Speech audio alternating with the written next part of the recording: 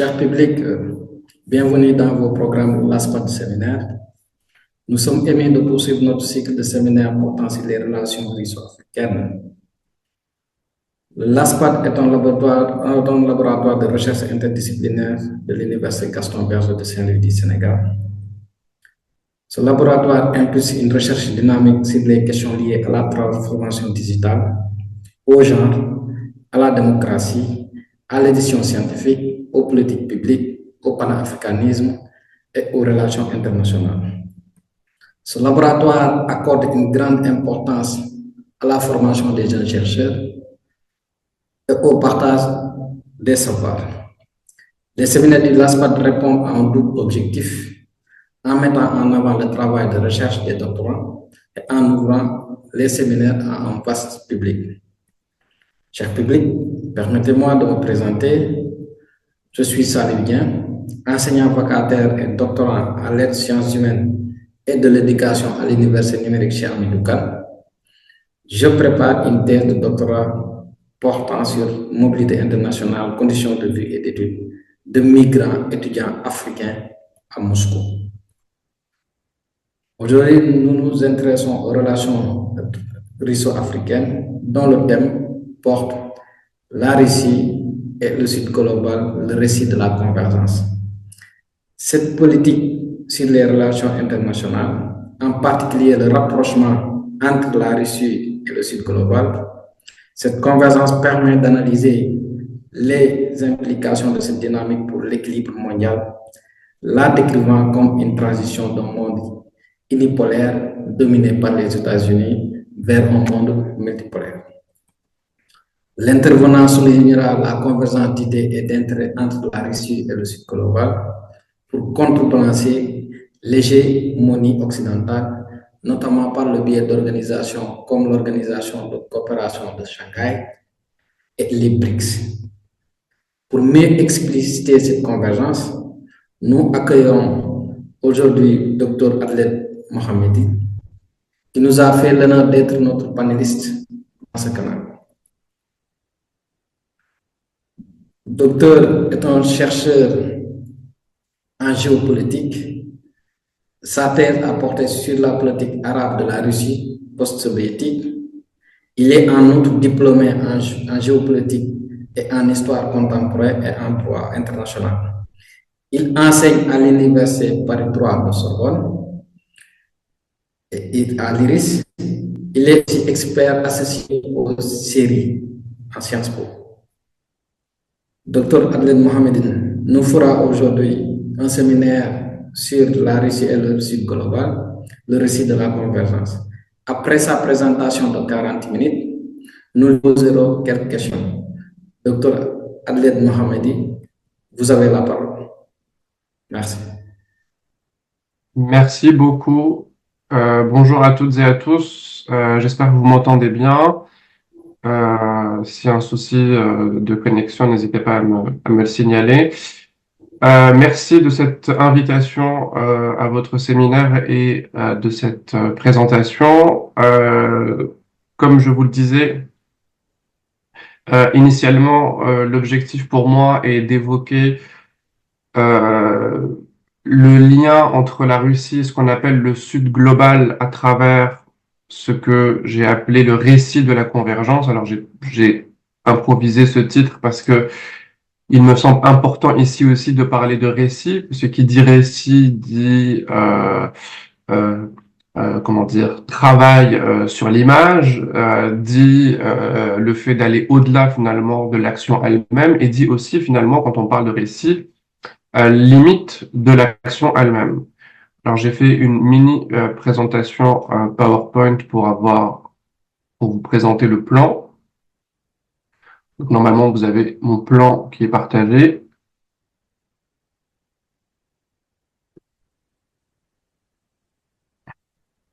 Est-ce que c'est lisible? Ouais, c'est lisible.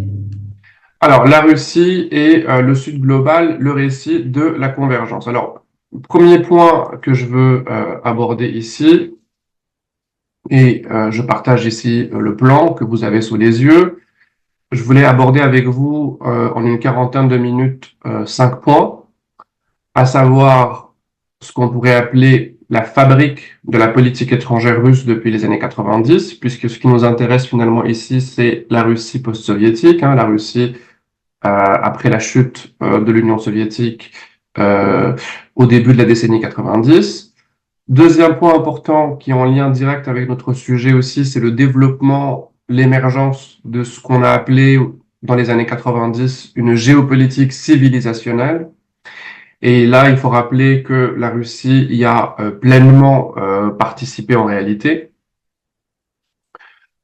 Troisième point important, c'est l'articulation entre la notion de Sud global et ce qui se dit finalement dans les discours officiels russes, l'équivalent russe de ce Sud global, on va le voir, et comment il se déploie, comment il se matérialise.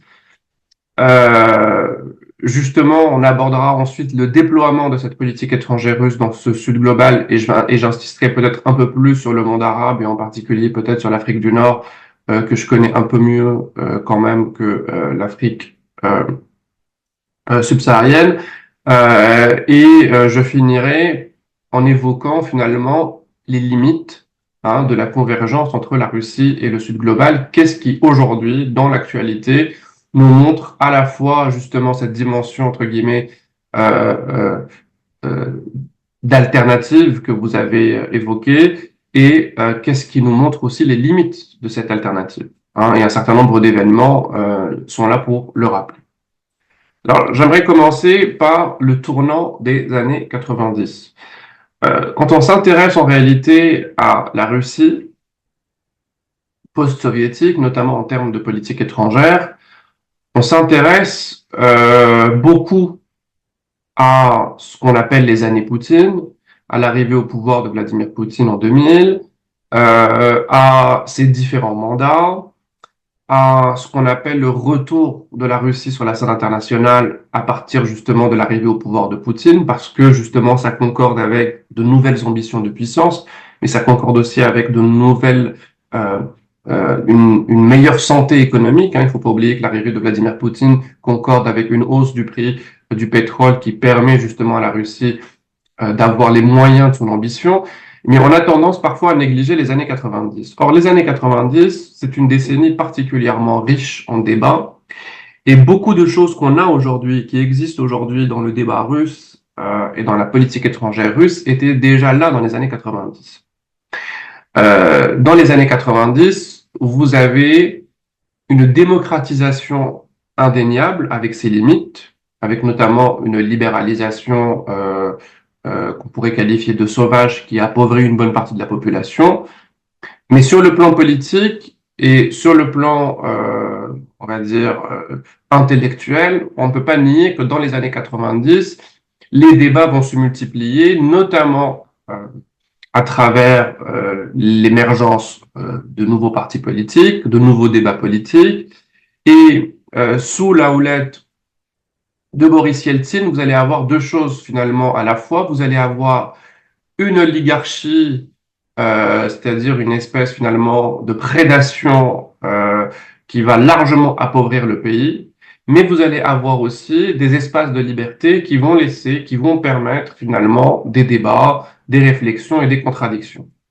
Et quand on parle en réalité de la fabrique de la politique étrangère russe, et dans le cas de la Russie peut-être plus qu'ailleurs, mais ce n'est pas le cas qu'en Russie, on est obligé de s'intéresser finalement aux penseurs de la politique étrangère russe. Et quand on parle des penseurs de la politique étrangère russe, on est obligé de s'intéresser à ceux qui ont travaillé sur ce qu'on appellera plus tard le Sud global, et notamment certaines régions en particulier. Alors là, j'en ai cité quelques-uns. Vous les voyez sur l'écran, j'ai cité le nom parmi les orientalistes d'Alexei Vassiliev, et je cite le nom, bien sûr, de Yevgeny Primakov.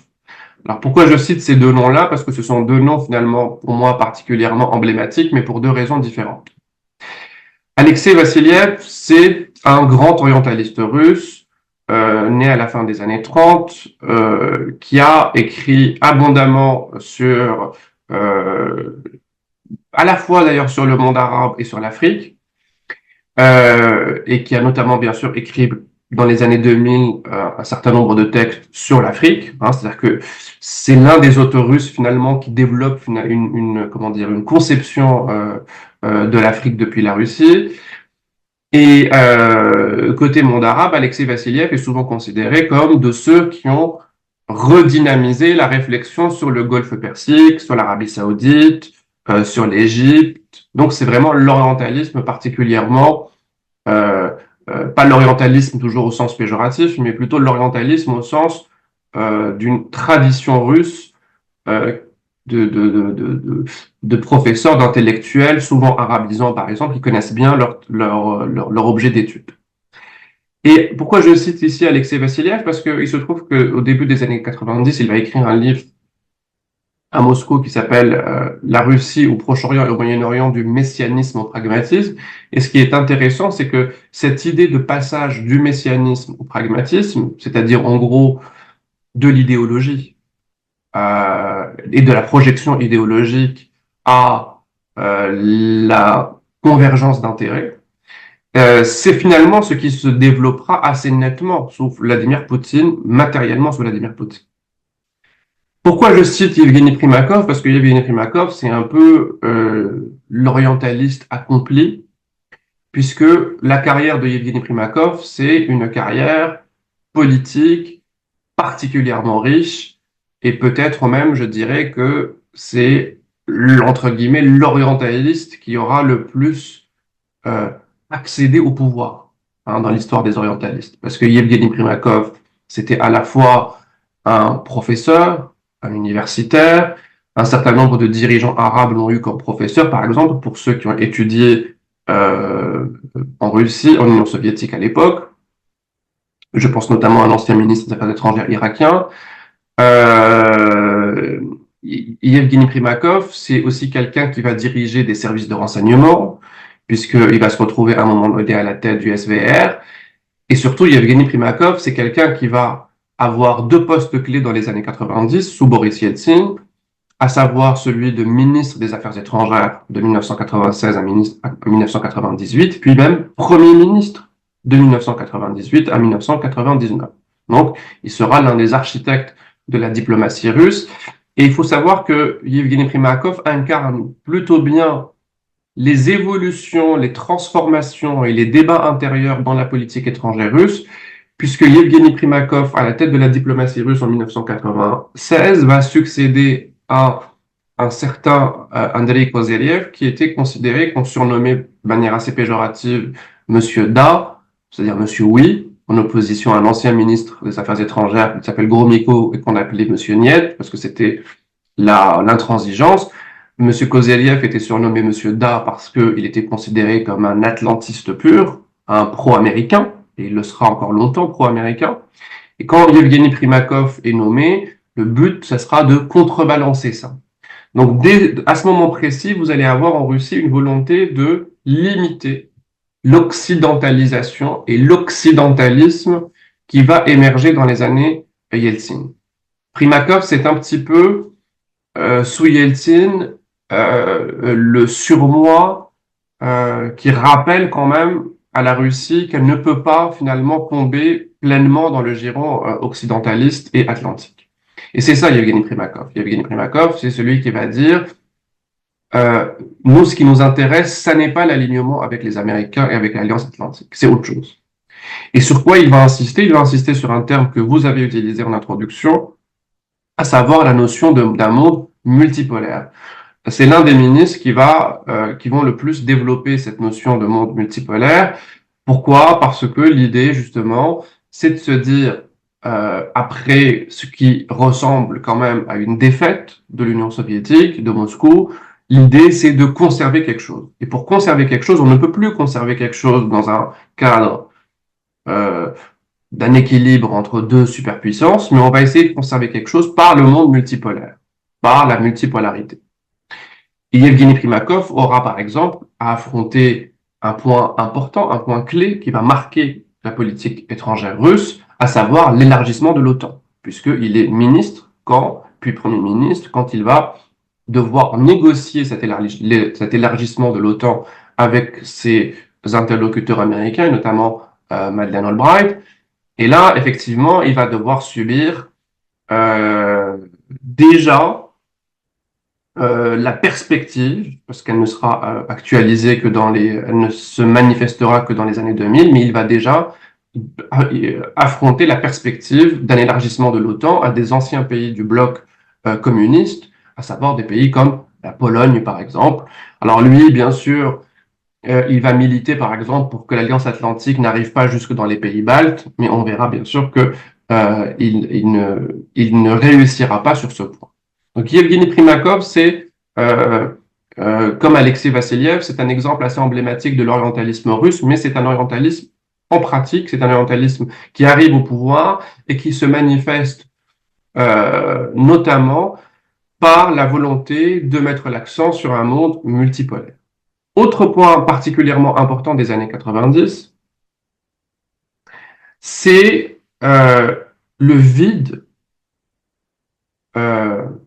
conceptuel et méthodologique que va laisser l'éviction du marxisme après la chute de l'Union soviétique.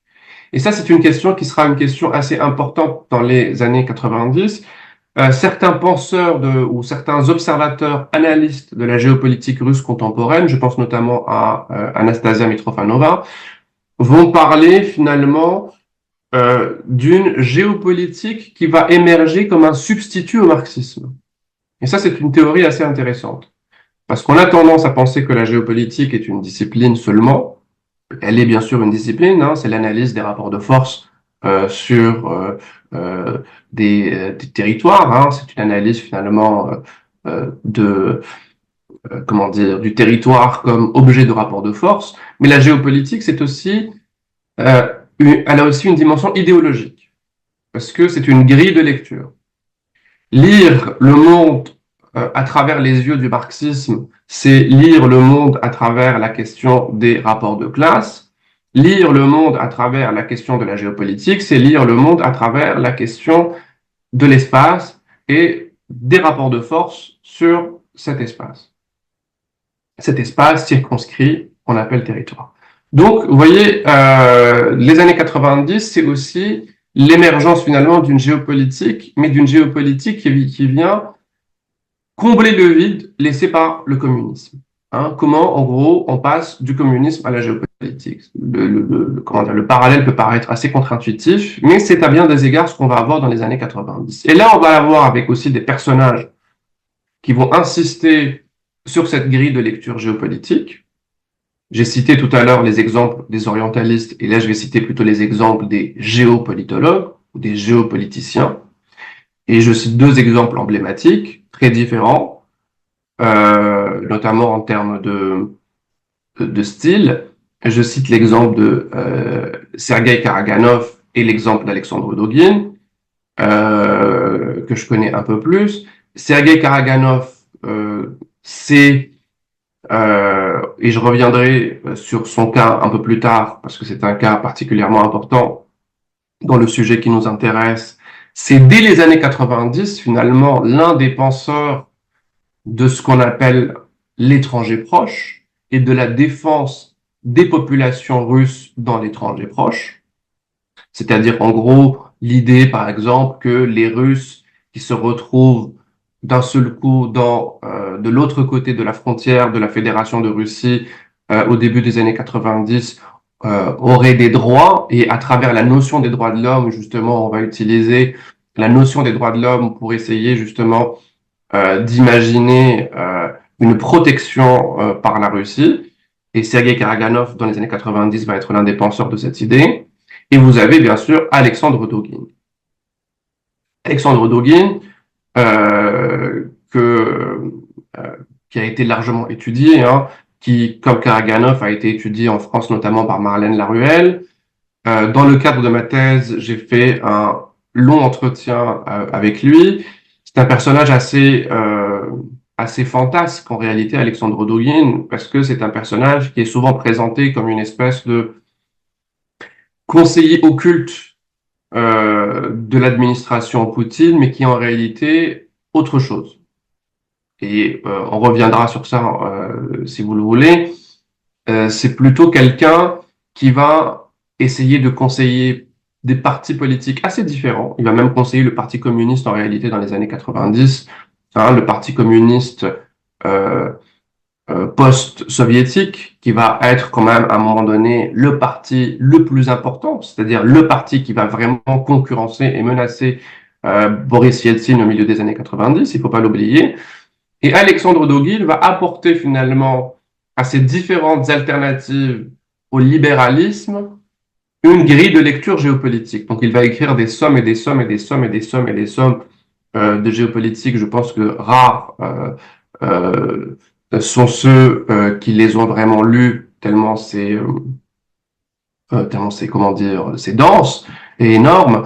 Mais ce qui est intéressant avec Alexandre Dogin, c'est qu'il va réactiver une vieille doctrine qui existait déjà au tout début du XXe siècle en Russie, qu'on appelait l'eurasisme, c'est-à-dire en gros une doctrine selon laquelle la Russie n'est ni occidentale, ni vraiment slavophile, mais la Russie, c'est un mélange d'Europe et d'Asie. Hein, vous savez, dans la doctrine eurasiste du début du XXe siècle, qui vient notamment de linguistes parfois qui étaient installés dans ce qu'on appelait l'émigration russe, c'est-à-dire les Russes blancs qui avaient quitté la Russie, notamment après la révolution bolchevique. Je pense notamment à Troubetskoy. Ce qui est intéressant avec l'eurasisme, c'est que tout en insistant bien sûr sur la dimension linguistique, mais pas seulement, les eurasistes vont vouloir imposer un récit de l'histoire de la Russie. Et ça, c'est très intéressant pour comprendre les liens entre la Russie et l'Asie, entre les liens entre la Russie et ce qu'on appelle le Sud global. C'est que dans l'eurasisme, dans l'histoire des idées et dans l'eurasisme, il y a déjà quelque chose en germe de ce point de vue, puisqu'il y a l'idée selon laquelle la Russie, son origine réelle, ça n'est pas comme on a tendance à le dire, Kiev, c'est-à-dire une origine plutôt européenne, mais c'est plutôt la Horde d'Or, à savoir les invasions mongoles. Et ça, c'est très intéressant parce que dans cette idée raciste, on dit, et vous savez, même récemment, quand la Russie a envahi l'Ukraine, il y avait ce retour du discours selon lequel la Russie a une origine kievienne, hein, c'est-à-dire que Kiev, c'est l'un des cœurs historiques de la naissance de la Russie au Moyen Âge. Et bien sûr, c'est à bien des égards une réalité historique. Hein. La Russie kievienne a existé, puis il y a eu plus tard Moscou, la Moscovie comme un autre pôle, comme un autre centre du pouvoir. Mais dans le discours eurasiste, on dit dans le caractère russe, entre guillemets, ce qui a fini par primer, ce sont les invasions mongoles, et la Russie a hérité de cela. Donc il y a une origine asiatique qu'il faut assumer pleinement. Et c'est ça le racisme, c'est de dire on a une dimension européenne et on a une dimension asiatique. Pour revenir à Evgeny Primakov, c'est quelqu'un qu'on a souvent associé à cet eurasisme, parfois hâtivement, parce que lui-même ne se réclamait pas de l'eurasisme, hein, il ne disait pas la Russie est eurasiste, etc. Il n'entrait pas il ne faisait pas partie finalement de cette clique de Dogin et compagnie. Mais par contre, il utilisait des formules qui pouvaient laisser entendre des choses qui rappelaient l'eurasisme, puisqu'il disait la politique étrangère russe doit marcher sur ses deux jambes, une jambe européenne et une jambe asiatique. Hein, et ça rappelle un petit peu l'idée de l'eurasisme. Alexandre Dogin va réactiver cette vieille idéologie eurasiste, il va en faire ce qu'on pourrait appeler un néo-eurasisme, c'est-à-dire qu'il va essayer de développer une géopolitique civilisationnelle. Ce qui est intéressant avec cette géopolitique civilisationnelle, c'est qu'alors qu'on est dans un rapport de force, pas de la Russie des années 90, puisqu'à l'époque les relations étaient relativement bonnes, surtout sous Boris Yeltsin, mais pour des intellectuels comme Alexandre Dogin, on est dans un rapport de force avec les Américains. Mais il n'empêche que certaines idées qui se développent aux États-Unis s'importent plutôt bien en Russie. À savoir la théorie de Huntington sur le clash des civilisations, c'est une théorie qui va plutôt bien s'importer en Russie. Parfois pour être critiquée, bien sûr, Primakov et d'autres vont plutôt la critiquer pour dire non, on préfère le dialogue des civilisations. Ok, mais dialogue, clash, choc, peu importe. Une fois qu'on a commencé à parler de civilisation, on admet déjà cette idée que les civilisations sont une grille de lecture, sont une grille d'analyse, sont une, une, une, une porte d'entrée pour lire le monde. Et Alexandre Dogin va miser sur cela assez pleinement, puisque il va notamment développer sa géopolitique civilisationnelle avec deux principaux, on va dire, partis pris chez Alexandre Dogin. Un parti pris, c'est la lutte contre le libéralisme déjà. Hein. Les civilisations occidentales sont des civilisations. La civilisation occidentale est une civilisation libérale, décadente, et il faut lutter contre le libéralisme. Sur le plan géographique, il va revenir sur les vieilles idées et notamment les vieilles analogies avec l'histoire grecque, c'est-à-dire puissance terrestre contre puissance maritime. Les anglo-saxons sont des puissances maritimes comme Athènes, la Russie doit être une puissance terrestre comme Sparte, vous voyez. Il y a bien sûr aussi l'idée d'un découpage du monde, d'une carte du monde qui se ferait sur des fondements civilisationnels. Un peu comme Huntington, finalement, un peu comme la carte de Huntington, avec les mêmes imprécisions que la carte de Huntington. Pour Alexandre Dogin, la Russie a vocation à être le cœur, le centre de, finalement, du monde eurasiatique. Hein, c'est là qu'on revient un peu sur cette idée eurasiatique, c'est-à-dire que dans le monde eurasiatique essentiellement terrestre, le cœur doit être la Russie, armée de sa civilisation, de sa religion orthodoxe, etc. Mais elle doit jouer un rôle central parce que c'est une puissance centrale. Et ça, effectivement, c'est un point qui est tout à fait intéressant. Et pourquoi c'est un point tout à fait intéressant? Parce que qu'est-ce qu'une civilisation en réalité d'un point de vue politique? Et ça, c'est une question légitime qu'on peut poser à Alexandre Dogin et qu'Alexandre Dogin n'a pas caché en réalité et qui trouve d'ailleurs une application partielle dans la politique étrangère russe. Qu'est-ce qu'une civilisation quand elle devient politique? Une civilisation qui se transforme politiquement, ça donne un empire. Et c'est ça en fait l'idée. La lecture du monde d'Alexandre Dogin, c'est une lecture d'empire. Qu'est-ce que nous dit Alexandre Dogin? Il nous dit, les États-nations, on n'en veut pas. Ce qu'on veut, c'est le retour des empires. Hein, c'est pour ça qu'il se considère lui-même comme une espèce de postmoderne, c'est-à-dire quelqu'un qui va rompre avec la modernité de l'État-nation, mais comme souvent avec les postmodernes, on revient à des choses beaucoup plus anciennes, et en l'occurrence, au grand retour des empires. Voilà un petit peu pour les grands éléments des débats des années 90 et ce que produisent les années 90 en termes d'idées. Maintenant, une fois qu'on a abordé ce socle, on va dire, en termes d'idées, on peut essayer de mieux comprendre les différents visages de la politique étrangère russe sous Vladimir Poutine.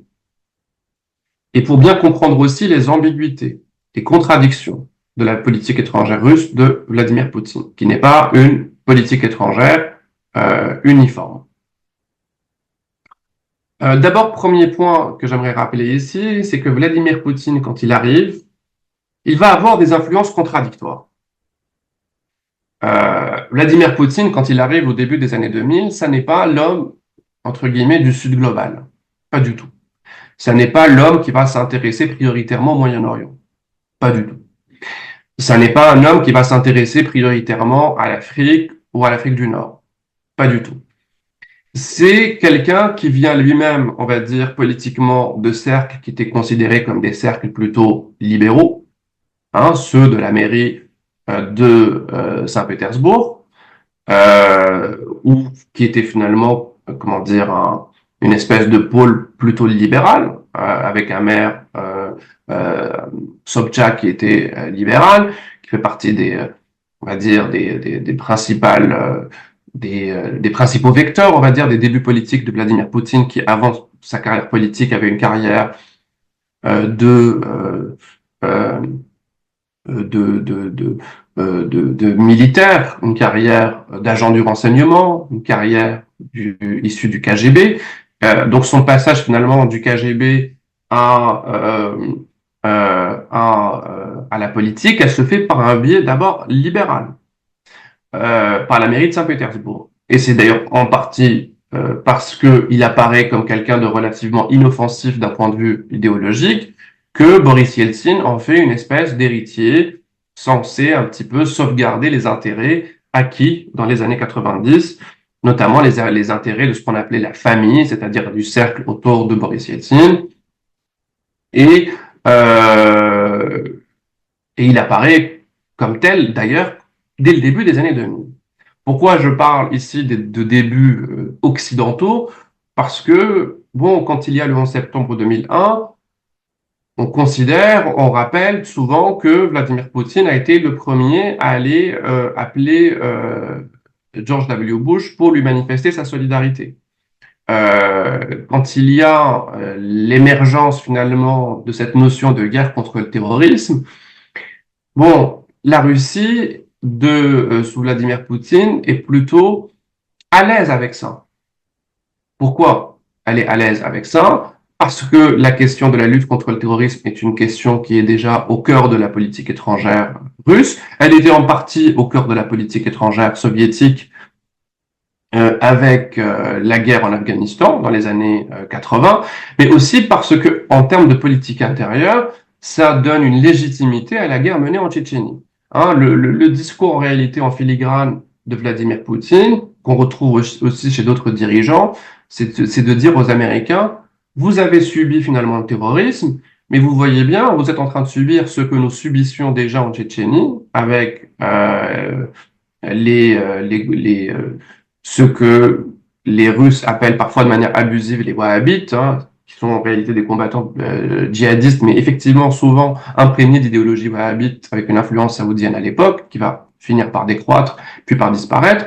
Mais au début, on en est là. Hein, c'est essayer une convergence avec les Occidentaux et avec les Américains principalement. Vous voyez, c'est de leur dire, bon, nous avons des points communs. La lutte contre le terrorisme, c'est un point commun. Par exemple, quand le président syrien meurt en 2000, Hafez al-Assad, auquel succédera ensuite son fils Bachar al-Assad, on présentera bien sûr plus tard la Syrie comme une espèce de partenaire privilégié de la Russie dans la région, mais il faut savoir qu'à l'époque, les relations étaient un peu tendues, mais surtout que Vladimir Poutine ne fera même pas le déplacement pour aller aux obsèques de Hafez al-Assad. Hein, alors que historiquement, bon, les relations entre la Syrie et l'Union soviétique étaient des relations particulièrement étroites. Hein, Hafez al-Assad était un proche d'Andropov, ancien chef du KGB, puis chef de l'Union soviétique au début des années 80. Donc vous voyez, Vladimir Poutine au début, c'est un peu ça, une espèce de déserrement et plutôt une politique, oui, axée un petit peu sur la volonté oui, de tendre la main aux Occidentaux, de revenir à un équilibre des forces avec les Occidentaux. Parmi ceux qui vont le conseiller, vous allez avoir un personnage que j'ai cité plus tôt, à savoir Yevgeny Primakov. Parce que Yevgeny Primakov, au début, il apparaîtra comme une espèce de concurrent potentiel quand il y a l'élection, puis il va laisser tomber. Il va laisser tomber et il va se rapprocher de Vladimir Poutine et être l'un de ses conseillers. On va lui confier un certain nombre de missions plus tard.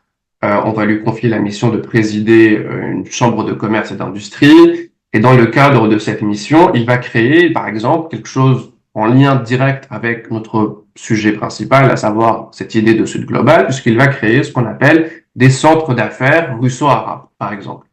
Hein, il va essayer de développer, par exemple, des relations d'affaires avec l'ensemble du monde arabe. Et ça, c'est intéressant d'ailleurs parce que l'échelle le monde arabe comme échelle, c'est déjà un parti pris. Hein, ça n'est pas seulement le Proche-Orient, le Moyen-Orient, c'est le monde arabe.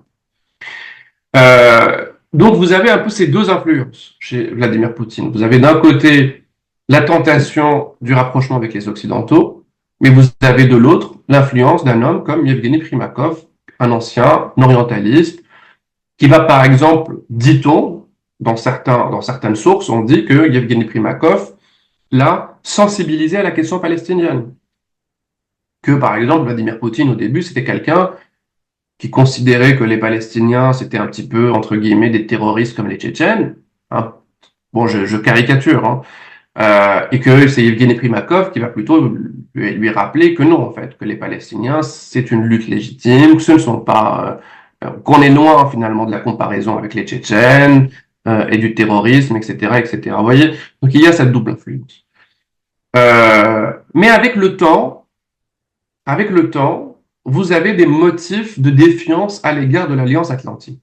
Forcément, les choses se détériorent sur plusieurs points. Bon, il y a l'élargissement de l'OTAN qui est un fait indéniable. Parce que d'un seul coup, Vladimir Poutine va se dire, bon, finalement, l'élargissement de l'OTAN, moi, visiblement, je ne pourrais rien contre. Et l'OTAN, ça n'est pas seulement la Pologne, la République tchèque, la Hongrie, ça devient aussi les pays baltes, c'est-à-dire la frontière de la Russie, c'est-à-dire la Lituanie, l'Estonie et la Lettonie.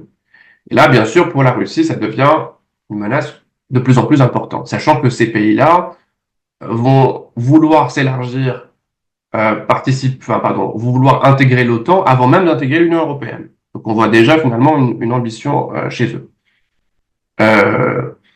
Vous avez un peu plus tard aussi la question du bouclier antimissile américain que les Américains voulaient installer en Europe centrale. On est en 2007-2008, le président s'appelle désormais Obama. Et là, on est dans une phase de défiance. On est dans une phase de défiance. Et ce qui est intéressant d'ailleurs dans cette défiance-là, parce que bien sûr, le bouclier antimissile, les Russes comprennent assez vite que c'est une manière de les neutraliser militairement. Un bouclier antimissile installé en Europe centrale, c'est une manière de les neutraliser militairement. Quand on leur dit, par exemple, que non, ça vise les Iraniens, etc., ils sont pas complètement dupes, hein, ils savent que ça les vise. Et comme ça les vise, l'un des éléments intéressants et concomitants, c'est qu'à ce moment-là, vous allez avoir un activisme diplomatique de la Russie dans des régions de ce qu'on appelle le Sud global. C'est-à-dire qu'à partir de 2007-2008, au moment où vous avez cette défiance qui succède à la confiance du début des années 2000, vous avez à ce moment-là une percée diplomatique de la Russie dans des pays, par exemple, comme les pays du Golfe, les pays d'Afrique du Nord. Vous avez des visites officielles qui vont se multiplier. On analyse d'ailleurs avec mon ancien directeur de thèse dans un article qui s'appelle la Russie au Moyen-Orient, une approche géographique d'une politique étrangère, où on voit bien cette percée qui concorde finalement avec ce moment-là de défiance. Et alors, ça n'est pas le facteur explicatif unique, parce qu'il y a un autre facteur majeur sur lequel je vais revenir, mais il y a quand même ce facteur. On se dit, là où il y a la défiance à côté, on va essayer de multiplier les partenariats un peu plus loin. Vous voyez? Et ça, c'est un point qui est assez intéressant et qui revient assez régulièrement. Et donc, vous avez ce que j'ai appelé ici des inflexions de la fin des années 2000. Et c'est justement dans cette fin des années 2000 que va émerger un acteur comme les BRICS, c'est-à-dire finalement un acteur qui va apparaître comme une espèce de potentielle alternative économique. Le problème, c'est que les BRICS, c'est quand même une notion qui nous vient du secteur bancaire et de la finance internationale. C'est-à-dire que ce n'est pas une notion qui vient d'idéologues qui viennent de ces pays du Sud global pour dire on va s'allier. C'est d'abord une réflexion qui vient de la finance mondiale et de banques comme Goldman Sachs qui va cartographier ces BRICS avec un critère purement économique qui est celui des pays émergents, tout simplement. Donc d'abord, le critère, c'est d'abord un critère de pays émergents qu'on analyse et dont on analyse d'abord la croissance. C'est ça les BRICS. Hein. C'est d'abord les BRICS en 2009, c'est-à-dire Brésil, Russie, Inde, Chine, puis on ajoute l'Afrique du Sud quelques années plus tard, puis plus récemment BRICS Plus en 2024 où on ajoute des pays très différents. L'autre difficulté et l'autre problème avec une notion comme celle des BRICS, c'est l'absence en fait de cohérence à la fois géographique et politique. Vous voyez, dans les années 90, vous êtes dans une réflexion très géopolitique où on ne pense qu'en termes de cohérence géographique, c'est-à-dire les civilisations, les empires, l'étranger proche, toutes ces notions qui apparaissent dans les années 90. Et là, on est finalement dans quelque chose de purement sans géographie. C'est-à-dire, en gros, on va prendre des pays comme le Brésil, l'Afrique du Sud, la Chine, la Russie, et on va considérer qu'il y aurait une espèce d'intérêt commun. Alors, d'un côté, il y a des intérêts communs. Et parmi les principaux intérêts communs, il y a la volonté, par exemple, de dédollariser les échanges commerciaux. Et ça, c'est un point très important parce que le dollar est un outil utilisé comme une arme par les Américains. Donc, d'un côté, il y a des éléments qui expliquent l'intérêt d'une institution comme celle-là. Mais la grande limite en réalité des BRICS, c'est l'absence de convergence politique. C'est l'absence de convergence politique, surtout maintenant avec la nouvelle version BRICS+, parce que vous allez avoir des pays qui ont des intérêts différents et des relations assez différentes avec les pays de l'Alliance Atlantique et les Américains en particulier, soit structurellement, comme les pays du Golfe par exemple qu'on a voulu intégrer, soit du fait des alternances politiques. L'Inde, par exemple, de Modi, c'est l'Inde occidentaliste, pro-israélienne, pas vraiment quelque chose d'alternatif en termes de diplomatie. Le Brésil de Bolsonaro, c'est pas le Brésil de Lula. L'Argentine de Milei, c'est pas l'Argentine de Kirchner. Donc à un moment donné, on est obligé de se poser la question de se dire est-ce qu'il y a un socle politique pérenne pour une institution comme celle-là? Mais ce qui était important pour un pays comme la Russie, c'est de se dire, toujours en revenant sur cette idée de Yevgeny Primakov des années 90, ça permet de confirmer l'idée d'un monde multipolaire. Il est hors de question d'accepter l'idée d'une hégémonie américaine. Bon, l'autre tournant particulièrement important qui succède finalement aux inflexions de la fin des années 2000, c'est le tournant de la guerre en Ukraine. Alors, c'est d'abord le tournant des printemps arabes, puis le tournant de la guerre en Ukraine. Le tournant des printemps arabes, c'est un tournant très important parce que dès le début, la Russie va y voir une menace. La Russie va avoir d'abord une position spontanément contre-révolutionnaire, c'est-à-dire qu'elle voit justement une partie de ses partenaires ou des partenaires avec lesquels elle est en train de tisser des liens risquer de chavirer, de disparaître. Elle va avoir une lecture, là encore, on retrouve dans certains rapports, notamment ceux du Club Valdai, civilisationnelle du printemps arabe, puisque vous allez avoir des textes qui vont dire le printemps arabe, c'est le risque djihadiste, c'est l'islam politique, et c'est comme ça qu'ils vont voir les choses, qu'ils vont lire les printemps arabes en grande partie. Et vous allez avoir une crispation parce que c'est l'idée de se dire, voilà, Russie, Moscou va encore s'éloigner de ce Moyen-Orient et de ce monde arabe comme elle s'était éloignée à 2 reprises de cette région du monde, avec la guerre en Afghanistan pour des raisons politiques, puisque l'invasion de l'Afghanistan par l'armée rouge a suscité beaucoup d'hostilité chez une bonne partie des pays du monde arabe, pas tous, mais beaucoup, et on le voit notamment à travers le boycott des Jeux Olympiques de Moscou de 1980, de certains d'entre eux, et aussi l'éloignement, en fait, suscité par la chute de l'Union soviétique, puisque l'Union soviétique, de fait, a éloigné la Russie du Moyen-Orient à travers la naissance de nouvelles républiques socialistes soviétiques qui devenaient des zones tampons. Soit notamment entre l'Asie centrale et le Caucase. Donc vous voyez, avec les printemps arabes, les Russes se sont dit, mais on va encore s'éloigner une nouvelle fois de cette région du monde, parce que les pouvoirs en place vont devenir hostiles. Et au début, il y avait cette crainte. il y avait cette crainte, notamment au lendemain de,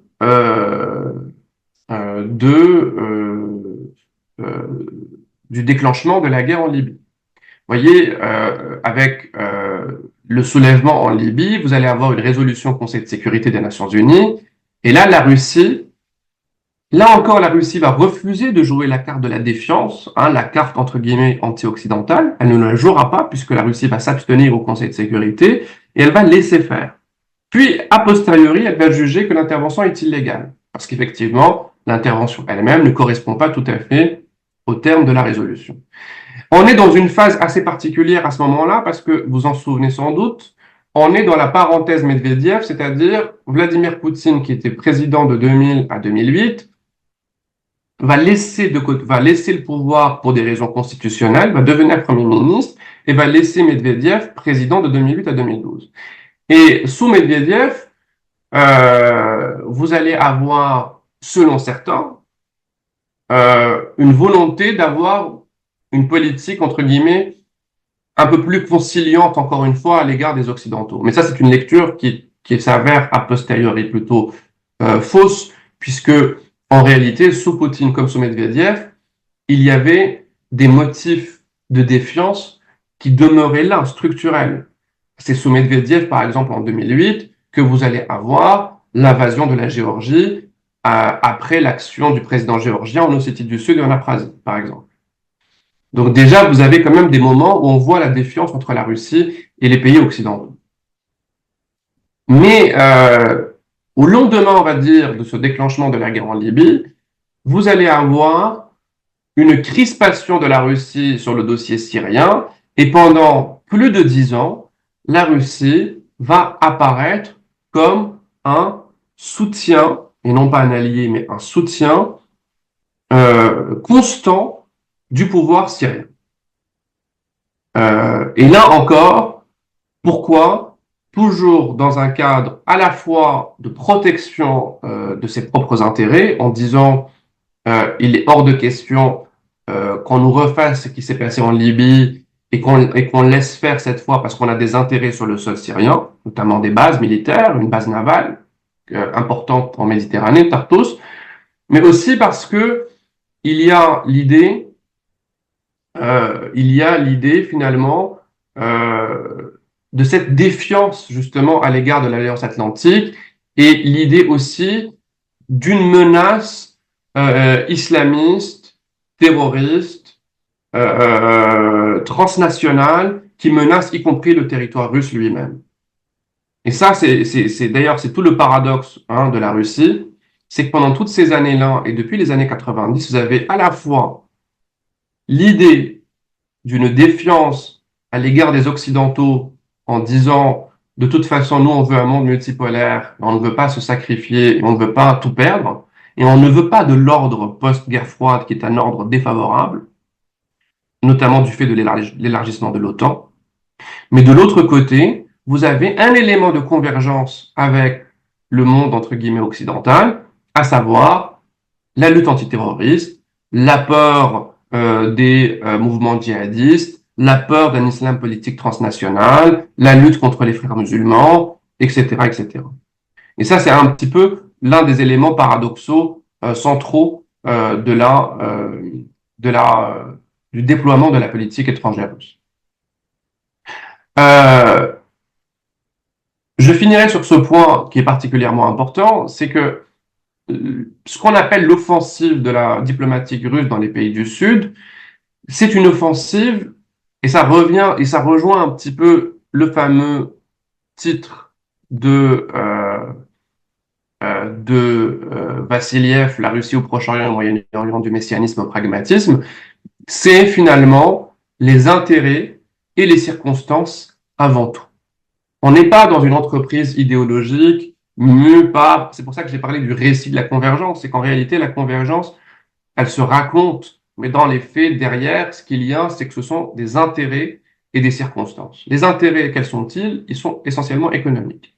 Il y a depuis les années, dès d'ailleurs en réalité la période Gorbatchev, mais de plus en plus dans les années 90 et de plus en plus dans certaines régions du monde, à savoir en Afrique et au Moyen-Orient depuis les années Poutine, ce qu'on appelle en politique étrangère l'économisation de la politique étrangère russe, c'est-à-dire une politique étrangère fondée sur des considérations et des intérêts économiques. Et cela, en réalité, donne des fruits perceptibles. Vous avez une explosion des échanges commerciaux avec un certain nombre de ces pays-là. Vous avez une hausse des investissements des pays du Golfe. Vous avez une volonté de la part de Moscou de consolider à la fois ses relations avec les vieux partenaires de l'époque soviétique, comme l'Algérie, mais aussi avec des nouveaux partenaires, comme le Maroc, par exemple, avec lequel vous avez une très grande, une très forte augmentation, par exemple, des échanges commerciaux. Euh, Aujourd'hui, par exemple, pourquoi j'ai cité le tournant de la guerre en Ukraine? Parce que qu'est-ce que nous dit la guerre en Ukraine? Quelle est la grande leçon de la guerre en Ukraine?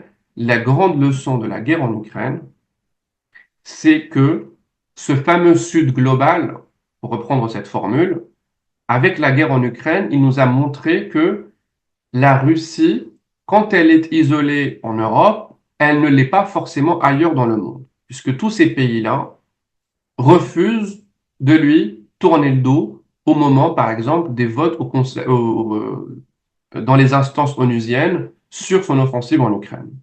Et ça, c'est un point très intéressant, parce que ce ne sont pas seulement les vieux alliés, les vieux partenaires qui vont soutenir la Russie.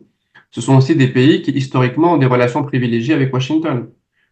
Le meilleur exemple, en réalité, de cette convergence entre la Russie et ce qu'on appelle parfois le Sud global, c'est en réalité sur un point économique très clair qu'on le voit, c'est au moment où, au lendemain de l'invasion russe en 2022, vous allez avoir les pays de l'OPEP qui vont s'aligner sur les intérêts de la Russie en refusant d'augmenter la production comme demandé par les Américains, ce qui permet de maintenir des prix à un niveau relativement haut, ce qui était demandé par la Russie, dans le cas de ce qu'on appelait l'OPEP+. Et là, on voit bien, par exemple, que la guerre en Ukraine, ça n'a pas été la guerre en Afghanistan de 79-80. La guerre en Ukraine, ça a été autre chose. Ça a été un moment où les pays du Sud global, c'est-à-dire dans le monde arabe ou dans des puissances moyen-orientales non arabes, comme l'Iran et la Turquie, ou dans les pays africains, euh, on a dit, en gros, qu'il était hors de question d'en appeler à de quelconques sanctions à l'égard de la Russie. Et ça concernait y compris des alliés des pays occidentaux, je pense à des pays comme les pays du Golfe, et effectivement aussi à des pays alliés des pays occidentaux en Afrique subsaharienne. Donc vous voyez bien que de ce point de vue, la guerre en Ukraine a été une leçon particulièrement intéressante. Maintenant, je finirai sur un tout dernier point pour conclure, parce que je dépasse largement un tout petit peu les 40 minutes. Ce que je voulais finir par dire, c'est que vous avez un certain nombre de notions qui ont émergé ces dernières années et qu'il est important de, comment dire, d'analyser assez finement, parce que derrière ces notions, il y a à la fois un fond de vérité et des limites. Et derrière la notion de Sud global, il y a aussi la notion de désoccidentalisation du monde, qui a été évoquée, qui a été l'objet d'un livre récent en France dirigé par Didier Billon et Christophe Ventura, par exemple.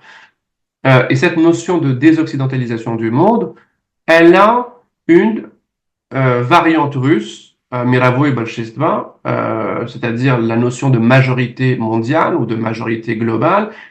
Et c'est ça, en fait, la notion qu'utilise la Russie pour parler de Sud global. En réalité, les Russes, ils ne parlent pas beaucoup de Sud global, ils parlent surtout de Miraveau et Bolchestva, c'est-à-dire d'une majorité mondiale. Et qu'est-ce que ça veut dire quand on parle de majorité mondiale? On parle de majorité mondiale pour dire, entre guillemets, l'Occident n'est pas seul.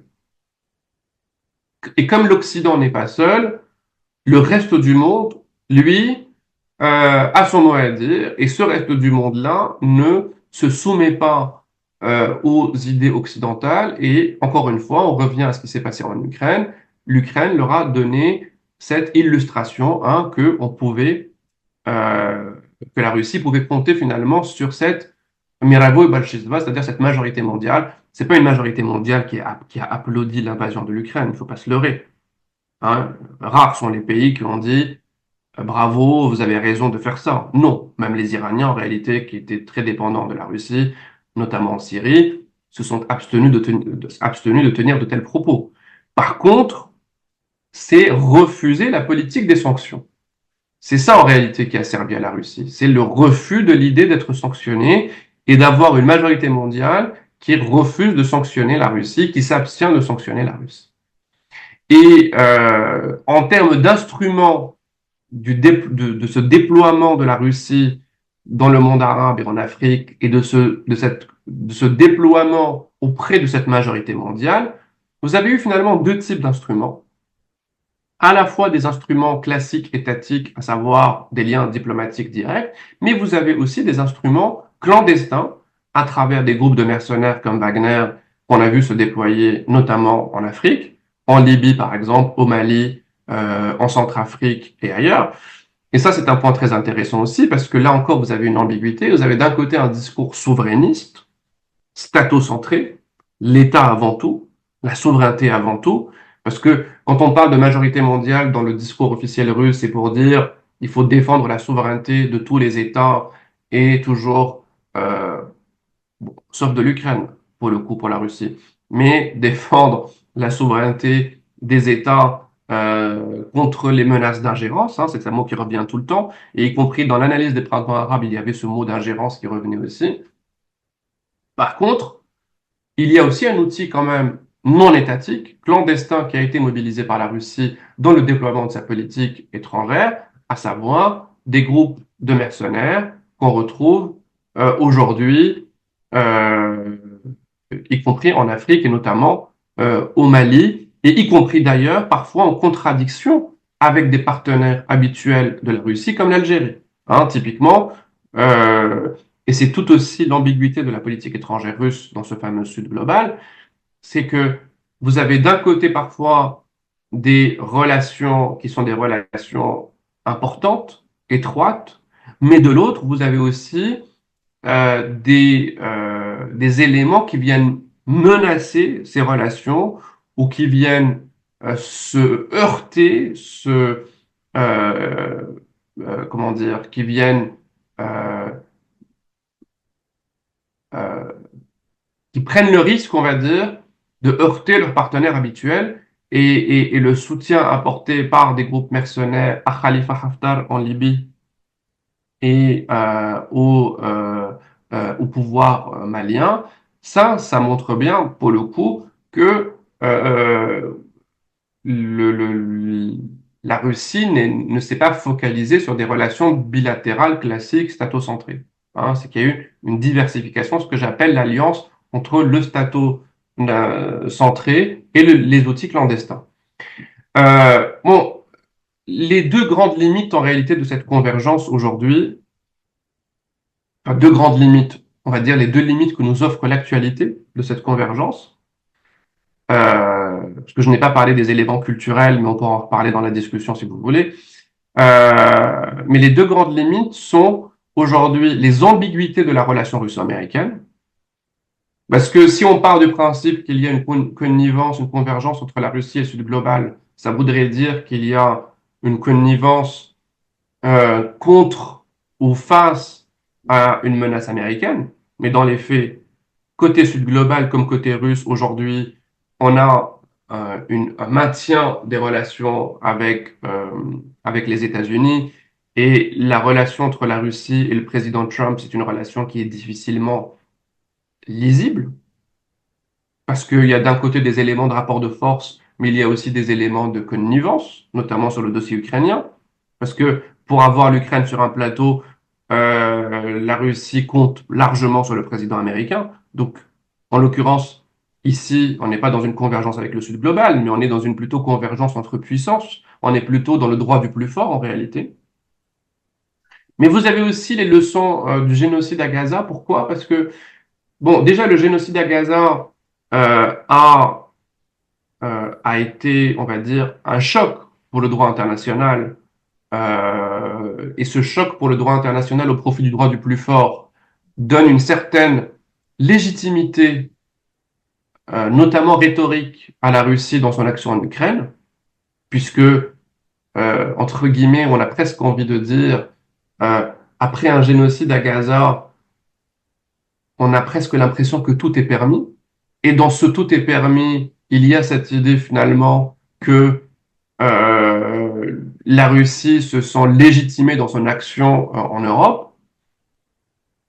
Euh, et l'autre leçon du génocide à Gaza, c'est que, en réalité, on voit bien que la Russie n'apparaît pas comme une alternative, et on voit bien la limite de la notion de désoccidentalisation et de majorité mondiale, parce que dans les faits, qu'est-ce qu'on a eu? Si on regarde les choses un peu froidement, qu'est-ce qu'on a eu? On a eu une majorité mondiale qui existe. On a des opinions publiques qui sont hostiles, par exemple, à la politique israélienne. On a des discours russes qui parfois condamnent ici ou là. Mais dans les faits, rien n'a empêché ce génocide. Et comme rien n'a empêché ce génocide, on peut dire que le grand paradoxe, c'est que dans un monde qui se désoccidentalise, l'Occident a rarement, entre guillemets, été bénéficié d'autant d'impunité qu'aujourd'hui. Hein, c'est une idée quand même contre-intuitive, parce qu'on pourrait dire que dans un monde désoccidentalisé, vous allez avoir des rapports de force, on a parlé des BRICS, etc. Mais dans les faits, rien. Est-ce que la Russie, comme l'Union soviétique, apporte des éléments d'équilibre ou des éléments susceptibles d'empêcher certaines actions débridées de puissances comme les États-Unis et comme Israël? Force est de constater que non. Et ça, on ne peut pas le nier. C'est-à-dire que certes, les Russes, par rapport à des pays occidentaux, dans les instances onusiennes, se sont moins alignés sur les intérêts israéliens. Mais dans les faits, et dans la propagande et les éléments de soft power, on voit bien que beaucoup, par exemple, de réseaux sociaux proches de la Russie ont participé comment dire, à la critique du génocide à Gaza, etc. Toujours dans un discours anti-occidentaliste. Mais dans les faits, pendant la guerre froide, l'Union soviétique était une force d'équilibre qui pouvait permettre à des pays arabes de tenir tête, même de façon limitée, à Israël. Aujourd'hui, la Russie, en réalité, n'est plus ce genre de puissance. Et je finirai sur un mot de conclusion pour dire la grande différence, et je m'arrêterai sur cette conclusion, entre la politique étrangère russe en Europe et la politique étrangère russe dans ce qu'on appelle le Sud global, et notamment pour les régions qui m'intéressent, à savoir l'Afrique du Nord et le Moyen-Orient, par exemple, c'est que en Europe, vous avez une politique étrangère russe qui veut remettre en cause l'ordre existant par la force si nécessaire, ou plutôt dans de ce qu'on appelait avant son étranger proche, la Russie est prête à utiliser la force pour remettre en cause l'ordre existant, de la Géorgie à l'Ukraine. Mais quand il s'agit de l'Afrique du Nord et du Moyen-Orient, en réalité, la Russie joue le jeu des circonstances et s'adapte au monde tel qu'il est. Elle n'est pas une force de changement. Elle peut s'appuyer sur des récits, sur des rhétoriques, mais elle n'est pas une puissance, euh, comment dire, révolutionnaire, susceptible de changer l'ordre établi. Le meilleur exemple a été la Syrie. La Syrie, euh, la Syrie qui a basculé entre les mains de Hayat Tahrir al-Sham après la chute de Bachar al-Assad. La Russie s'est parfaitement accommodée de ce changement en essayant de maintenir des relations tout de suite après avec le nouveau pouvoir.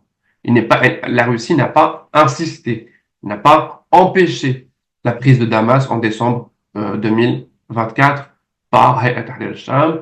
La Russie a laissé faire et a sacrifié son partenaire syrien. Si j'étais, euh, on va dire, un peu provocateur, je dirais que on pourrait imaginer une situation analogue en Afrique où, imaginons qu'un groupe djihadiste réussisse finalement à prendre le pouvoir à Bamako. Est-ce que la Russie euh, euh, est capable de est-ce que la Russie n'est pas finalement encline à faire ce qu'elle a fait en Syrie, c'est-à-dire s'adapter plutôt que d'empêcher? C'est-à-dire que voilà où on en est finalement dans ce fameux Sud global. La Russie multiplie les partenariats, mais pas au point, euh, comment dire, de dépasser certaines lignes rouges pour protéger ses partenaires. C'est-à-dire qu'on est vraiment dans l'adaptation permanente, la flexibilité, hein, ce que j'appelle la flexibilité dans un monde finalement où ce qu'on voit en réalité, ça n'est pas tant une désoccidentalisation qu'un multi-alignement, c'est-à-dire des pays qui s'alignent sur de nombreuses puissances à la fois. Et il se trouve que la Russie est l'une de ces puissances. Donc euh, cette, euh, ça permet finalement cet équilibre qui permet à la Russie d'exister dans cette région, enfin dans ce sud global, parfois fantasmé, mais qui a une réalité, puisque sa réalité principale, euh, c'est la volonté, euh, une volonté d'une manière ou d'une autre d'émancipation à l'égard des puissances, des anciennes puissances coloniales, des puissances occidentales en général, euh, mais avec les limites que j'ai citées. Donc je m'arrêterai là, parce que je pense que j'ai dépassé les 40 minutes. Au docteur Abdel Mohamedi pour cette bien exposé. Merci. Il traite vraiment sur des sujets qui font d'actualité, surtout la Russie où tout le monde tourne sur les relations Russie, surtout avec le Sud global, ce qui se passe actuellement dans le monde. Et je vais vite revenir, bon, pour faire un petit résumé sur ce que vous venez de dire. Vous avez évoqué bon, le tournant des années 90 et aussi vous êtes revenu sur plusieurs facettes de la politique étrangère russe et enfin la désoccidentalisation sud-globale. En tout cas, tous ces trois points-là ont fait que l'exposé a été résumé. Et ça sera l'occasion aussi, avant d'ouvrir la parole au public, j'avais deux préoccupations, à savoir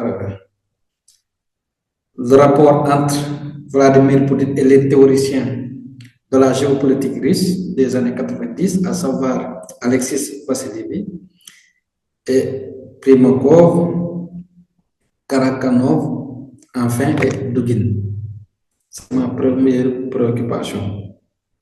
La deuxième aussi, c'était de revenir un peu sur la réalité du déploiement de la politique étrangère russe, surtout surtout dans le monde arabe. Merci.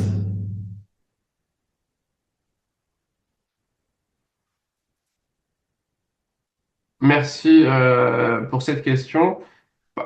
Juste, pardon, est-ce que vous pouvez juste, je suis pas sûr d'avoir bien entendu la deuxième question, la dernière. La deuxième, c'était le déploiement. En fait, le déploiement, la réalité du déploiement de la politique étrangère russe au monde arabe. Oui. Alors, bon, déjà pour répondre à la première question, c'est une très bonne question parce que c'est une question à laquelle j'avoue je n'ai pas de réponse, donc forcément c'est une bonne question. La réalité des relations entre Vladimir Poutine et ses théoriciens. Bon, il y a toujours deux hypothèses. Bon, il y a déjà des théoriciens qui sont un peu plus proches du pouvoir et qui influencent un peu plus le pouvoir et qui servent un peu plus la rhétorique du pouvoir et qui ont une plus grande influence. On peut dire effectivement que Karaganov, qui a été souvent cité notamment dans un texte de Marianne Laruelle comme l'architecte de la notion de majorité globale, bon, il a une influence indéniable. Euh, bon, Alexandre Dogin, bon, auquel je me suis un peu intéressé, euh, mais avec beaucoup de scepticisme, avec beaucoup de recul critique. Hein, j'ai toujours été très sceptique sur la proximité qu'on a attribuée en réalité, enfin, que la proximité qu'on a imaginée entre lui et le pouvoir en place. Bon, Alexandre Dogin, en fait, et ça c'est ma théorie, moi je pense qu'on pourrait croire que en Russie, il y a des théoriciens qui viennent et qui influencent la politique étrangère russe, vous voyez, qui viennent, vont voir M. Poutine et vont l'influencer, lui donner des idées, etc. Alexandre Dogin, par exemple, à l'époque, bon, je l'ai interrogé il y a une dizaine d'années, hein, quand je faisais ma thèse, et je lui avais posé la question de sa relation. Lui, il me disait, moi, je ne me considère pas du tout comme un conseiller, ni rien du tout, je suis juste une espèce d'influenceur, je crois que c'est le terme qu'il avait utilisé, une espèce d'influenceur. À l'époque, on parlait pas beaucoup d'influenceurs, mais j'essaye de conseiller les conseillers. Certains proches vont me lire et je joue la carte des rapports de force politique, c'est-à-dire que j'essaye d'empêcher les idées libérales de se propager et notamment, ils considèrent par exemple que ces idées libérales s'étaient propagées sous la parenthèse Medvedev et selon lui, ça a permis par exemple l'abstention russe en ligne. Bon, j'avoue que j'ai eu du mal à croire tout ça en réalité, mais c'est un peu comme ça qu'il voit les choses. Alors, il a une influence, certes, intellectuelle, euh, mais moi, je vois les choses un peu dans le sens inverse, vous voyez. Moi, je considère qu'en réalité, Vladimir Poutine, dans ses 20 années, 25 années, 26 années au pouvoir, il a fait à peu près tout ce qu'il a voulu, plus ou moins, avec avec certains. Avec les circonstances aussi, parce que j'insiste souvent sur les circonstances. En fait, on pense souvent que les gens ont plus d'influence que les circonstances. Mais parfois, vous savez, ce sont les circonstances qui font la politique. Une ouverture par-ci, une fermeture par-là. Mais la politique, elle se fait aussi par les circonstances qui se présentent à soi. Euh, la politique arabe de la Russie sur le printemps arabe, ça, c'est une série aussi de circonstances où la Russie s'est engouffrée en réalité. Au début avec beaucoup de risques, puis avec des victoires, mais des victoires qui étaient parfois presque inattendues au début. Pourquoi la Russie au début a réussi, entre guillemets, à gagner provisoirement en Syrie? Parce que les circonstances le permettaient, parce qu'il y avait cette menace universelle qui était Daesh, etc., etc. Vous voyez. Donc moi, je pense que les dirigeants russes font un peu ce qu'ils veulent, et les fameux penseurs viennent ensuite donner un contenu conceptuel à cette politique. Moi, c'est plutôt comme ça que je vois les choses. En tout cas, c'est une question, je pense, qui est légitime. Est-ce que c'est... Bon, Dugin, c'est sûr que c'est pas le cas, encore une fois, parce que Dugin, c'est vraiment le personnage un peu fantasque. Mais pour un personnage fantasque, il a quand même suscité, il est particulièrement connu, il a suscité quand même beaucoup d'intérêt. Euh, mais aujourd'hui, si vous regardez sur les réseaux sociaux, etc., Alexandre Dogin, en fait, Alexandre Dogin, c'est vraiment le paradoxe. C'est que d'un côté, ce qu'il écrit, ce qu'il dit, c'est fantasque parce qu'il rêve d'un monde où on se dit, mais qui n'existe pas, c'est-à-dire un monde fait d'empires où les États-nations n'existent plus. Mais certains faits concorde avec son corpus idéologique, puisqu'on vit dans un monde où les empires, où les empires se redéploient, vous voyez? Donc il y a quelque chose d'assez paradoxal. Moi, j'ai plutôt l'impression qu'un personnage comme lui, quand il voit la politique étrangère se déployer, euh, il lui donne a posteriori euh, une réalité conceptuelle. C'est-à-dire qu'il voit la politique étrangère se déployer, puis il dit, voilà, ça correspond à telle idée. Karaganov, c'est pareil en réalité. Cette idée de majorité mondiale, c'est en réalité, euh, est-ce qu'on peut parler vraiment d'une doctrine en politique étrangère? Non, je pense que la majorité mondiale, c'est d'abord pour Karaganov, euh, des circonstances, des faits, un contexte mondial. C'est pas une influence, entre guillemets, décisive de stratèges qui vont dire, euh, allez faire. J'ai posé la question, je me souviens à l'époque, Alexandre Dogin, je lui ai dit, mais vous qui êtes, entre guillemets, l'un des principaux, ou considéré comme l'un des principaux géopoliticiens en Russie, est-ce que vous pouvez me dire comment vous expliquez l'intervention militaire russe en Syrie en septembre 2015? Parce que c'est une intervention inattendue. Moi, je sais qu'en août ou en mai, j'organisais un colloque en mai 2015. Jamais je n'ai pensé à une intervention militaire russe quelques mois après, en réalité. On pensait à un soutien logistique, diplomatique, mais pas une intervention militaire. On ne voyait pas la Russie intervenir si loin. Donc je lui ai posé la question. Lui-même ne la comprenait pas. Et lui-même l'expliquait par des considérations qui honnêtement n'avaient pas grand sens en réalité, ou un lien réel avec la réalité, un lien avec la réalité, puisque par exemple il disait que ce qui comptait pour la Russie, c'est vraiment l'alliance avec l'Iran, etc. Alors qu'on voit finalement qu'à la fin, ce n'est pas pour l'Iran, pour aider l'Iran que la Russie est intervenue du tout en Syrie, mais bien pour autre chose. Donc vous voyez, moi j'ai l'impression que ces théoriciens s'adaptent à une politique qui existe indépendamment d'eux-mêmes. C'est-à-dire qu'il y a une politique étrangère russe. Parfois, elle peut ressembler à certaines idées, notamment aux idées civilisationnelles ou impérialistes de Dugin, mais c'est a posteriori qu'on leur donne un contenu conceptuel en disant, mais vous voyez, ça correspond à ça. Mais Karaganov, même dans les années 90, sur le fait d'aller sauver les Russes dans l'étranger proche, par exemple. L'idée, par exemple, bon, est-ce que ça a été pratiqué en réalité dans les années 90? Non, en fait. Ça n'a pas été vraiment pratiqué. Il n'y a pas eu, ça n'a pas été vraiment pratiqué, cette politique. Hein, la politique russe, étrangère russe dans toute la décennie 90, ça a été, en fait, toute la décennie où ces discours se multipliaient correspondait à une politique russe qui était plutôt dans la retenue. Et même un Primakov, qui est entre guillemets sensible à certaines de ces idées, et qui lui-même en a, s'est arrêté au minimum, c'est-à-dire vouloir un monde multipolaire, vouloir que la Russie conserve sa place, mais il n'est jamais allé puiser dans le corpus idéologique de Dugin pour dire on va créer un empire, etc. Mais par contre, on vit aujourd'hui des circonstances tellement folles, et notamment rendues folles par le Trumpisme, qu'on se dit, oui, il y a une espèce d'accélération qui ressemble à un monde de cohabitation entre empires, et c'est a posteriori que ça correspond à certaines réalités décrites par certains théoriciens, aussi farfelus soient-ils, comme Alexandre Dugin. Ensuite, pour ce qui est du déploiement pour votre deuxième question, ce qui est sur le déploiement de la Russie dans le monde arabe, pour le déploiement de la Russie dans le monde arabe, en réalité, c'est fait surtout sur une base essentiellement économique. C'est-à-dire que le principal vecteur, ça a été le vecteur économique, au sens large, hein. C'est-à-dire, vous avez une industrie militaire russe. L'objectif, c'était de vendre des armes.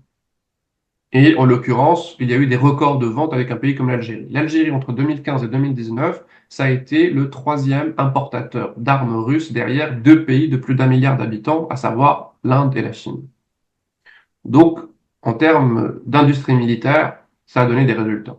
Le problème avec la guerre en Ukraine, c'est que la guerre en Ukraine, avec les sanctions et la consommation du matériel militaire russe en Ukraine, pose la question de la capacité de l'industrie militaire russe à s'exporter aussi facilement.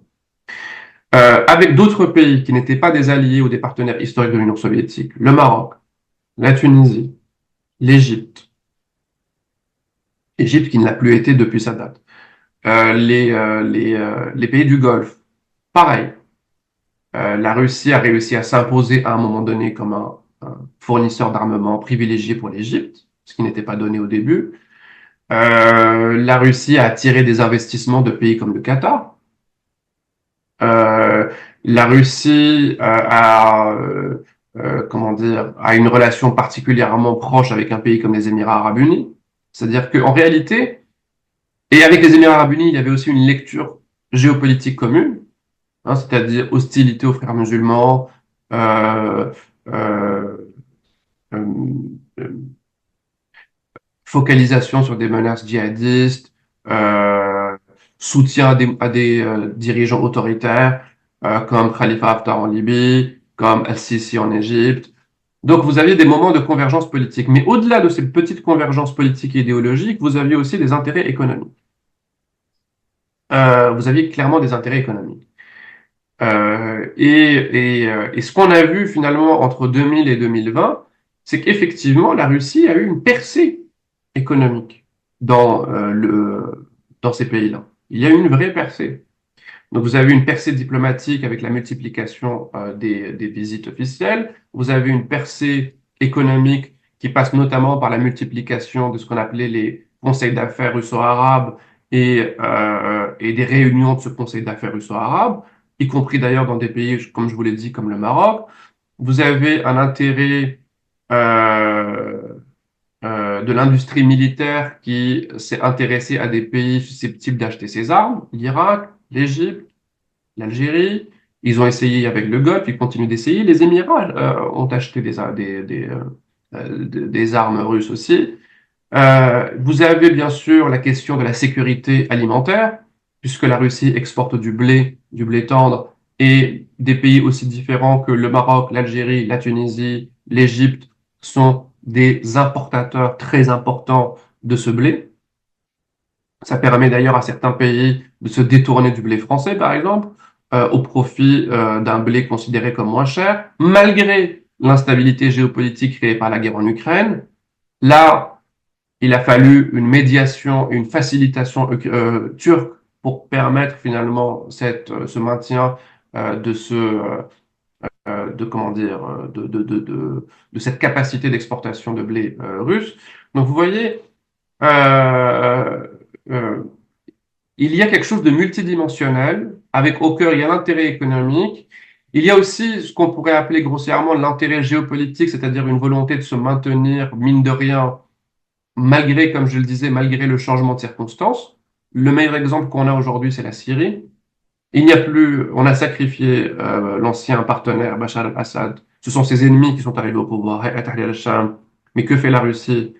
Ben, elle a toujours des leviers, puisque la Russie va proposer toujours son blé pour la sécurité alimentaire syrienne, va proposer ses hydrocarbures pour la sécurité énergétique syrienne, et va proposer son aide, entre guillemets, ou une aide tout à fait limitée, c'est-à-dire une, euh, une potentielle capacité de dissuasion face à la menace israélienne, comme elle le faisait avec Bachar al-Assad, en disant on va essayer, en étant à vos côtés, de dissuader les Israéliens, y compris en négociant avec eux, d'aller trop loin.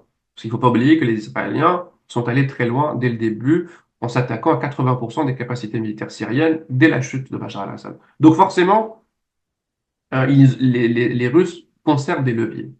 Ils conservent des leviers euh, avec la volonté en échange, bien sûr, de maintenir la base navale de Tartus et la base euh, euh, aérienne de Hmaïmim. L'idée, c'est effectivement de maintenir une présence, comme la Russie voudrait maintenir une présence en Libye, militaire, par exemple, comme la Russie pense à une présence au Soudan. Euh, L'idée en réalité pour la Russie, c'est de se maintenir militairement à peu de frais, et j'insiste sur ce à peu de frais. Il n'est plus question de... euh, en fait, avec l'Ukraine, on a vu les priorités de la Russie. C'est là que la Russie s'est investie principalement, c'est en Ukraine. Ailleurs, il ne s'agit pas de reculer ou de se désinvestir, et je pense que quand on est analyste ou chercheur, il faut toujours avoir peur des analyses hâtives, c'est-à-dire de se dire tout de suite, ah, la Russie va se désengager de Libye, ah, la Russie va se désengager de Syrie. On passe notre temps à dire ça. En réalité, les Russes ne vont pas se désengager comme ça. Les Russes, tant qu'ils peuvent rester, ils restent. C'est très simple. C'est tant que le fait de rester ne coûte pas cher, on reste. C'est comme ça que les Russes, je pense, raisonnent. C'est-à-dire que tant qu'on peut rester à peu de frais, on reste.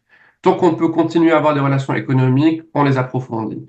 Donc, c'est ce que j'appellerais la politique des petits pas, hein, de l'adaptation par les petits pas, euh, avec un risque minimum et aussi avec une adaptation multi-alignement qu'on a en face. C'est-à-dire, on ne va pas sacrifier, en poursuivant une relation avec un partenaire, on ne va pas sacrifier les autres relations. On l'a vu avec la Libye. La Russie a soutenu Khalifa Haftar, mais elle n'a jamais remis en cause sa reconnaissance du gouvernement de Tripoli. La Russie a soutenu les nouveaux pouvoirs, notamment le nouveau pouvoir malien. Euh, mais il ne s'agissait pas non plus de remettre en cause son partenariat avec l'Algérie, malgré les relations dégradées entre Bamako et Alger. La Russie soutient Alger, mais la Russie n'a pas tourné le dos au Maroc, etc., etc., etc. La Russie soutient les Émirats, mais la Russie n'a pas soutenu les alliés des Émirats au Soudan, puisqu'elle a fini par soutenir le général Borhan, etc., etc. Donc c'est toujours la Russie s'est approchée des Houthis, notamment en termes de livraison de blé, mais elle n'a pas tourné le dos au conseil présidentiel euh, euh, de Rachid al-Alimi. Donc, vous voyez, il y a toujours une volonté chez les Russes euh,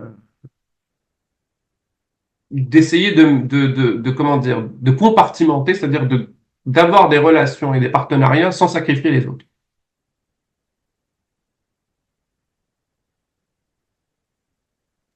D'accord, merci beaucoup, docteur, pour ces réponses. Je pense que le temps qui nous a été accordé, c'était 1h30 et ça reste 3 minutes et ça fera l'occasion aussi, si possible, de donner la parole à la référente Fatou, si elle a quelque chose à dire, avant de donner, avant de donner la parole au docteur pour qu'il dise son dernier mot, pour qu'on puisse lever la séance à 11h30 GMT. Merci. Fatou,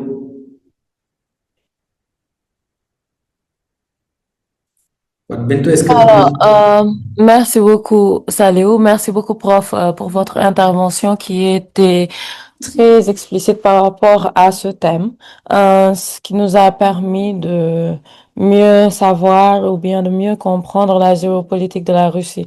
Ça fut un plaisir de vous avoir dans nos séminaires et nous vous remercions amplement. Merci beaucoup, Saléo, et merci beaucoup à prof aussi pour cette intervention. Merci Fat Bintou. Prof, je pense qu'on vous donne la parole pour le mot de la fin, pour qu'on puisse lever la séance. Il n'y a Merci. pas il y a pas de questions du public ou autres, non? On n'a pas le temps?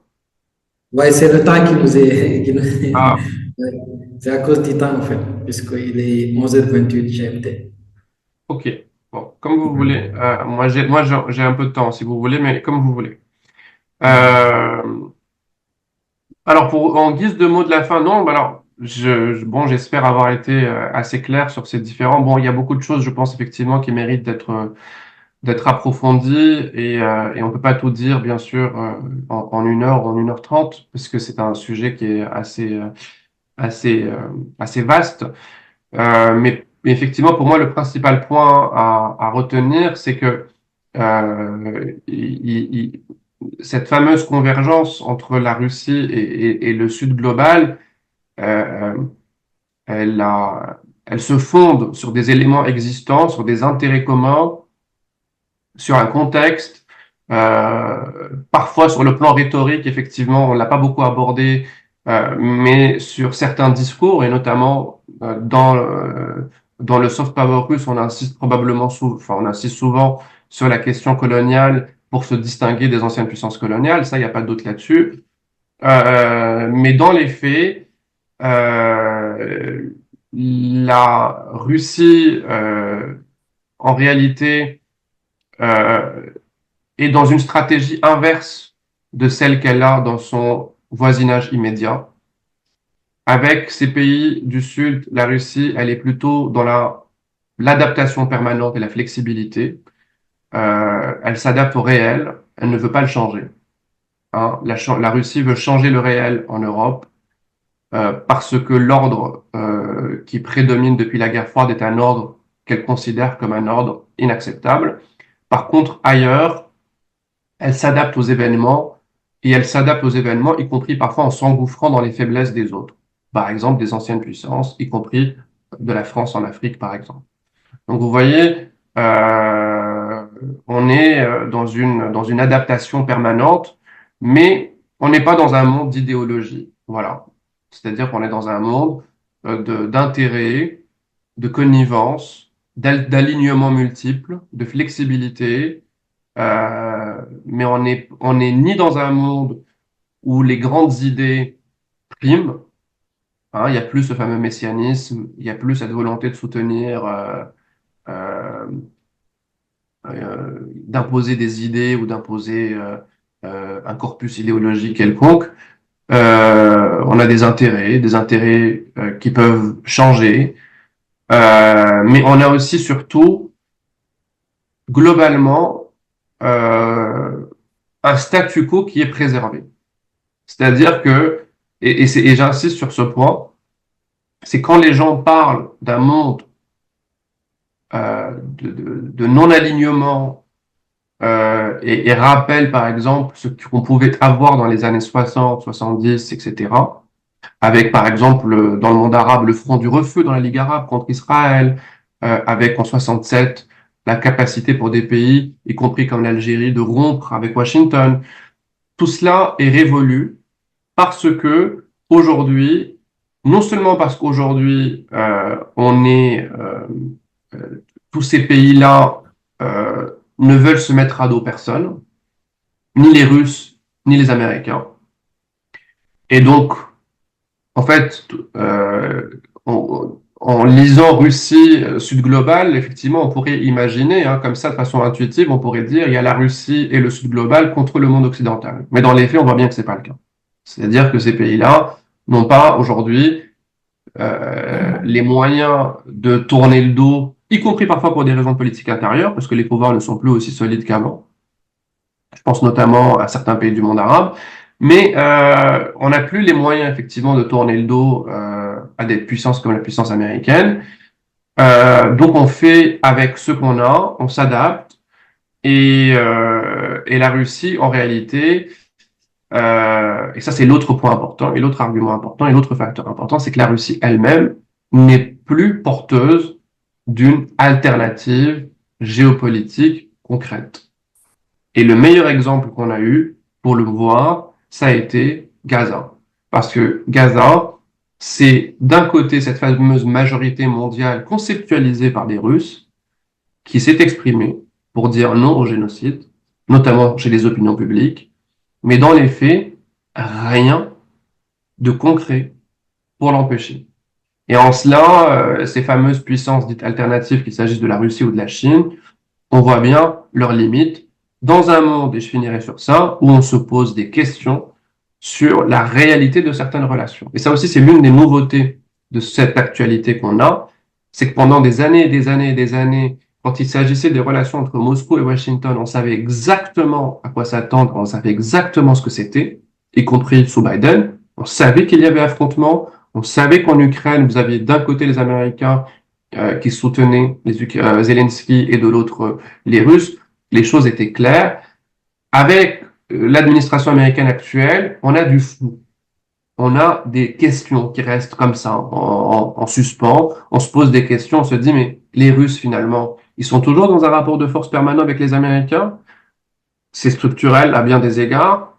Ou est-ce que, en ce moment, ils sont en train de privilégier le dialogue parce qu'ils considèrent que c'est le meilleur moyen d'avoir ce qu'ils veulent en Ukraine? Et si c'est le cas, le fameux Sud global, monde arabe ou Afrique ou le reste du monde en général, devient euh, une simple, comment dire, variable d'ajustement. C'est-à-dire que ça devient quelque chose de purement secondaire parce que si la Russie doit sacrifier quelque chose dans ce Sud global pour obtenir quelque chose dans sa relation avec les Américains, dans sa priorité immédiate qui est l'Ukraine, on voit bien que le sacrifice est possible.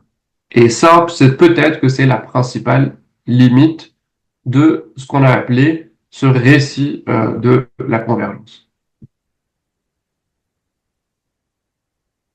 Et j'arrêterai sur ce point, parce qu'il est déjà 35, et j'imagine euh, que vous devez arrêter là vous aussi. D'accord. Merci beaucoup, docteur Adleni Mohamedi. À mon nom, toute l'équipe de l'ASPAD vous remercie infiniment d'avoir accepté notre invitation et de nous entretenir de manière aussi riche et généreuse cet exposé.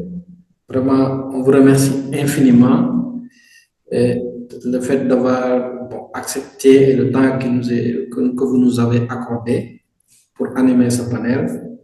On vous remercie infiniment et merci beaucoup, docteur. Bon, je pense que dès lors qu'on lève la science, cher public, puisque bon, je pense que l'essentiel a été dit. Et on vous remercie et on vous donne rendez-vous à très bientôt. Merci beaucoup, docteur. Merci à vous. Merci beaucoup, l'équipe. Merci beaucoup de l'invitation et merci beaucoup de ces mots et pour cet accueil. À une prochaine fois, j'espère. Au revoir.